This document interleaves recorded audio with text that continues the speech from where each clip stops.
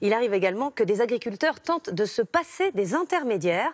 C'est le cas d'un groupe de paysans d'Alsace qui a racheté un ancien magasin Lidl pour faire de la vente directe. Baptisé Cœur Paysan, leur boutique se situe en face d'un supermarché classique. Comment cohabitent-ils?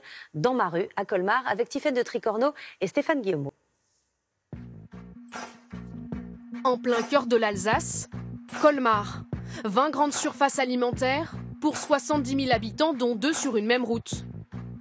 Dans ma rue, 2 supermarchés se font face et se livrent une guerre des prix. Ce bâtiment bleu a ouvert ses portes il y a quelques mois.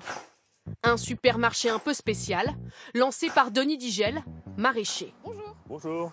Alors ça, c'est votre supermarché, c'est ça? C'est notre supermarché Cœur Paysan, donc supermarché qu'on a créé avec 40 autres agriculteurs.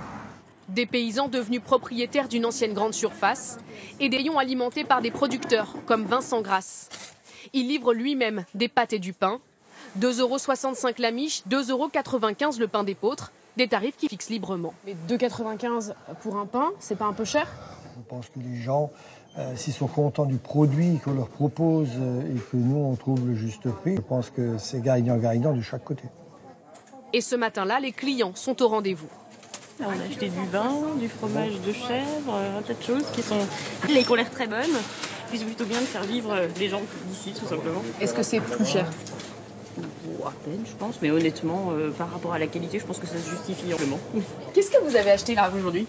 On a acheté une salade, batavia. Ouais. On a acheté 2 friands de volaille, une galette de pommes de terre et galette de courgettes. On essaye de consommer plus intelligemment. Mais vous avez l'impression que votre argent, il est plus utile ici que dans une grande surface, que ça alimente plus directement, par exemple, l'agriculteur?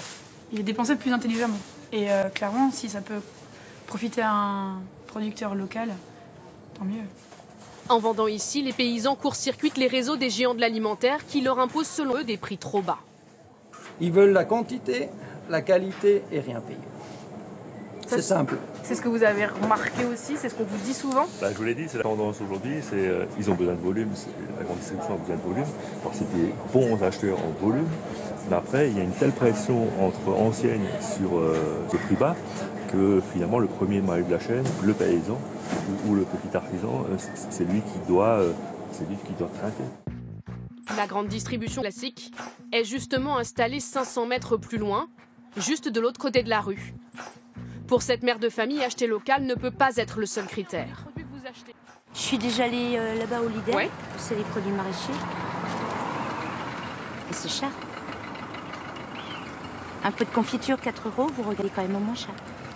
Même si c'est fait par nos paysans. Et quand on vous dit, oui, mais les agriculteurs, ils ont du mal à s'en sortir. Aujourd'hui, il y a beaucoup de fermes qui mettent la clé sous la porte. Les paysans... C'est la faute là, des grands qui prennent de trop. C'est pas de votre faute à vous qui demandez toujours des prix bas? Attendez, il faut voir ce qu'on appelle prix bas aussi. Hein.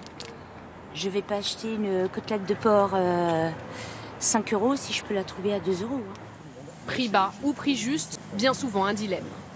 J'ai envie de faire plaisir aux agriculteurs, j'ai envie de donner à manger une certaine qualité de nourriture à mes enfants, mais à un moment donné, il faut faire des choix. Un grand distributeur aujourd'hui concurrencé par un supermarché paysan en passe de réussir son pari. 1 an après son ouverture, il devrait déjà dégager ses premiers bénéfices. Au moment où le gouvernement